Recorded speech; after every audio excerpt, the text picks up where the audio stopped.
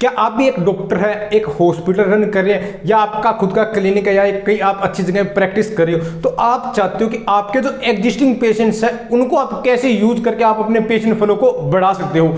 तो ये सब चीजें आप इस छोटी सी वीडियो के अंदर आप सीखेंगे, जिसका टॉपिक रहेगा पेशेंट एक्विजिशन।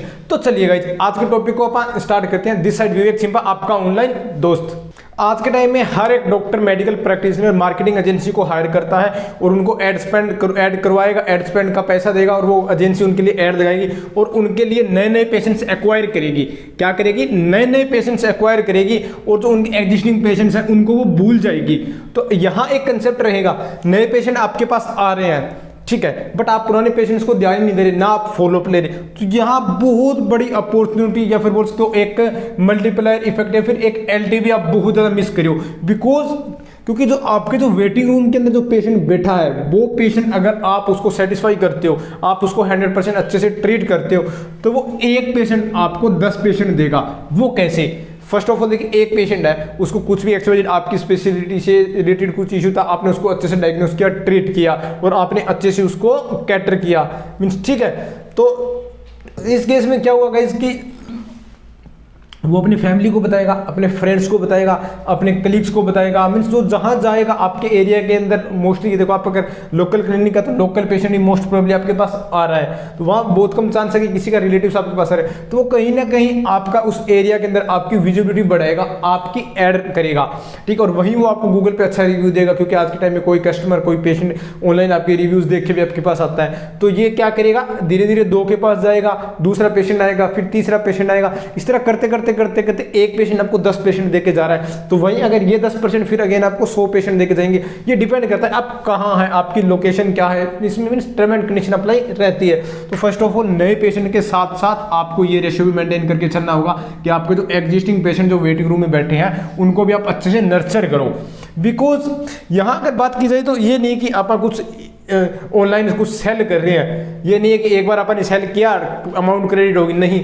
यहाँ अपने को चाहिए हेल्थ केयर के अंदर एक्सपोनेंशियल ग्रोथ। क्या चाहिए? एक्सपोनेंशियल ग्रोथ चाहिए, ठीक है, ना कि अपने को ट्रांजैक्शनल ग्रोथ चाहिए। मोस्टली क्या होता है कि मैंने कई जगह देखे ऐसे क्लिनिक्स, उनके पास एक पेशेंट एक बार आएगा, दोबारा उनके पास नहीं आएगा। वो एक बार आएंगे, वो उसको अच्छे से सिंपल देखा जाए तो वो उनको पे करेगा, वो वहाँ से चला जाएगा। बिकॉज यहाँ सिर्फ वो डॉक्टर क्या करेगा, ट्रांजेक्शन कर रहा है और लास्ट में फिर वो वेट करेगा कि नहीं यार वो पेशेंट मेरे पास नहीं आ रहे। तो यहाँ आपको एक चीज़ का मैसेज देखना, आपको मल्टीप्लायर इफेक्ट पे काम करना होगा। एक पेशेंट आपको 2 पेशेंट, एक या फिर 3 पेशेंट या 10 पेशेंट आपको देके जाए, मीन्स आपको इस ग्रोथ पे ध्यान देना होगा, ट्रांजेक्शन ग्रोथ पे नहीं। बिकॉज ये कैसे होगी, आपको पेशेंट के साथ एक अच्छे से ट्रस्ट बनाना होगा, आपको अच्छे से ग्रीट करना होगा, अच्छे से ट्रीट करना होगा। मे भी अगर ओल्ड एज है तो आप उनको ऐसे ट्रीट करो जैसे आप अपने पेरेंट्स को ट्रीट कर रहे हो। बिकॉज इससे क्या होता है कि आज के टाइम में, ये फिर अपने इंडिया में बात की जाए, थोड़ा सा इमोशनल कनेक्ट का होता है। अगर आप इमोशनली किसी से कनेक्ट हो रहे हो तो, और हेल्थ केयर के अंदर ट्रस्ट सबसे इंपॉर्टेंट रहता है। अगर अच्छे से ट्रस्ट बिल्ड कर दिया तो आपको एक्सपोनेंशियल ग्रोथ देखने को मिलेगी। और यहाँ अपन ने बात की थी ट्रस्ट की अगर बात की जाए तो ट्रस्ट अपनी एक न्यू करेंसी या फिर दोस्तों एक एडवांस करेंसी है हेल्थ केयर के अंदर। बिकॉज कोई भी पेशेंट है या फिर कोई भी पर्सन है, वो फर्स्ट ऑफ ऑल आपको गूगल पे सर्च करेगा। गूगल पे अगर आपकी प्रेफरेंस नहीं मिली तो आपके डैम श्योर वो आपके पास नहीं, आपके कॉम्पिटिटर के पास जाएगा। वहीं अगर आपकी ऑनलाइन प्रेजेंस अच्छी मिल गई, आप सोशल मीडिया पे वीडियो क्रिएट कर रहे हो, आपकी वेबसाइट अच्छी रैंक कर रही है, अच्छी वॉल्यूम्स में आप रैंक कर रहे हो, तो then there is high chance कि वो पेशेंट आपको ही कैप्चर करे, मीन्स आपके पास ही ऑनलाइन कंसल्टेशन बुक करे। मे बी टेली हेल्थ, उसका टेली कम्युनिकेशन जो भी आपके थ्रू रहता है। तो यहाँ एक कंसेप्ट क्या आता है गाइस, जो आपके एग्जिस्टिंग पेशेंट्स हैं उनको आप फ्लो मशीन बनाओ।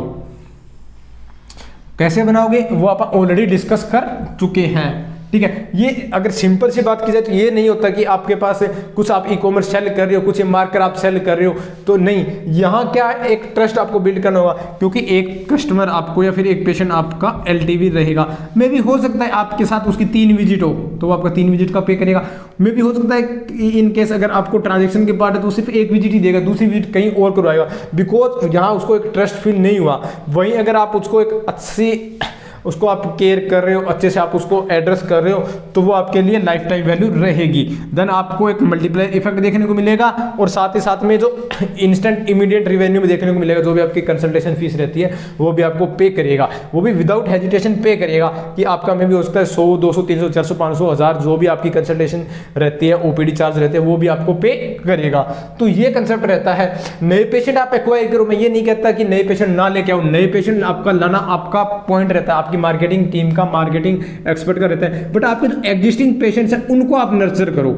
सिंपल सा फंडा मेरे कहने का इस वीडियो का यही पॉइंट है, जो आपके एग्जिस्टिंग पेशेंट्स हैं आप उनको अच्छे से नर्चर करो, आप उनको ट्रीट करो, अच्छे से उनको केयर करो और अच्छे से उनको रिस्पॉन्स करो। ये सारी चीजें करो तो आपका एक ट्रस्ट बिल्ड होगा, आपकी एक फेस वैल्यू क्रिएट होगी और यही सेम फेस वैल्यू आपका पर्सनल ब्रांड बनाएगी मार्केट के अंदर, और यही जो आपका जो पर्सनल ब्रांड होगा मार्केटिंग के अंदर ये फिर आपको मल्टीपल पेशेंट्स देगा। सेम फिर कंसेप्ट उन सभी 10 पेशेंट पे भी लागू होगा, जो आने वाले 100 पेशेंट होगी उन पे भी लागू होगा। एंड इसके साथ डिपेंड करता है आप कौन सी लोकेलिटी में रहते हो, क्या वहाँ पॉपुलेशन की डेंसिटी है, इन चीज़ों पे भी, और साथ में आपकी सेम स्पेशलिटी की क्या कंपटीशन है, आपकी प्रेजेंस कैसी है, उनकी प्रेजेंस कैसी है, उनका बिहेवियर पैटर्न कैसा है, आपका कैसा है, ये सारा एनालिसिस करना होता है। ये ऑन ग्राउंड लेवल की बातें होती है। अगर आप as a doctor, as a hospital owner या मेडिकल प्रैक्टिशनर या फिर मार्केटिंग एक्सपर्ट इन चीज़ों का अगर ध्यान देते हो तो आपके पास डैम श्योर आपके जो एग्जिस्टिंग पेशेंट्स होंगे वो आपकी मार्केटिंग करेंगे, वो आपके लिए एक वकील की तरह एक्ट करेंगे। तो आई होप आपको ये चीज़ें समझ आ गई होगी। आप नए पेशेंट लेके आओ, बट जो पुराने पेशेंट है उनको भी अच्छे से नर्चर करो, उनको अच्छे पाइपलाइन में फॉलोअप में रखो। तो आज के वीडियो में इतना ही। अगर आपको कोई भी डाउट है, कोई भी क्वेरी है तो आप मेरे को नीचे डायरेक्ट कमेंट सेक्शन में पूछ सकते हो, या फिर आप डायरेक्ट मेरे साथ 1-on-1 डिस्कवरी कॉल कर सकते हो। और इसके साथ साथ आप मेरे से कंसल्टेशन भी बुक कर सकते हो, डिस्कवरी कॉल बुक कर सकते हो, जिसके अंदर आप बैठ के पूरा डिस्कशन करेंगे, आपके क्या पूरी वो कहते हैं आपकी क्या स्ट्रेंथ है, क्या आपकी वीकनेस है, क्या आपके पास अपॉर्चुनिटीज है, और उन अपॉर्चुनिटीज को आप कैप्चर कर सकते हैं। वो सारी चीजें आप उस डिस्कवरी कॉल के अंदर डिस्कस करेंगे। तो आज की वीडियो में okay, thank you friends, have a nice day. मिलते हैं गाइस नई वीडियो में नए टॉपिक के साथ।